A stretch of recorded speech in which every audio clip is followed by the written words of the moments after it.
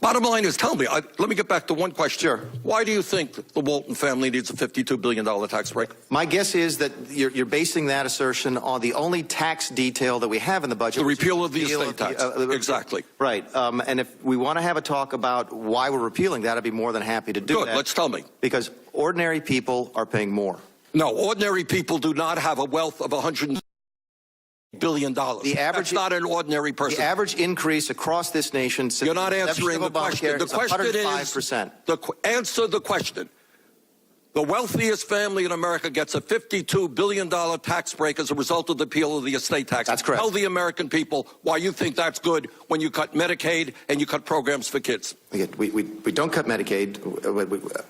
We're talking about repealing Obamacare. The results throwing that you 23 million people off of health insurance. That's right. Which is a CBO number that I think you just agreed could be wrong at the outset. I didn't agree to that at all. Listen, if he said, did he say we don't cut Medicaid? Yes. That is just a lie. That is a certifiable lie. Now listen, you can debate the 23 million number. You really can. You can debate, well, maybe that's people that choose not to be on accepted. I understand those arguments, right? I disagree with them, but I understand them. But $850 billion is real. Those are real cuts. Why does he keep lying? Why do the Republicans keep looking into cameras and lie? Because who do they think is stupid enough that you can't read the numbers in the Wall Street Journal? Okay, maybe you call this fake news. You can't call this fake news if you're conservative. It's very clear you're cutting $850 billion in Medicaid for the poorest of the poor. If you want to do it, embrace it. Don't lie about it. Stop lying about it. We know you're lying about it. We're not stupid. And you Republicans in the House have been lying nonstop about what you're not going to cut and who's not going to lose health coverage. Okay? We're not dumb. I understand. There has been a coarsening of political culture. I understand that Donald Trump lies all the time. And you're thinking he got away with it, right? And so you can get away with lying? You can't. All right? It's just like Bill Clinton. David Geffen was right. He was an unusually good liar. Bill Clinton somehow survived being a liar and lying every day. Hillary couldn't. You can't. Stop with a coarsening of political culture, okay? You know what the meaning of is, and you know what $850 billion is. So do not go to Capitol Hill and lie through your teeth every day. That's all I got to say. It is it's so maddening. This is my party. My party is going straight to hell politically. They really are. They're going straight to hell. They have embraced the coarsening of culture where the truth means absolutely nothing. Conservative values mean absolutely nothing. Our traditional allies that have stood by us shoulder to shoulder, bleeding and dying, scaling the cliffs of Normandy to free a continent, that means nothing to these people.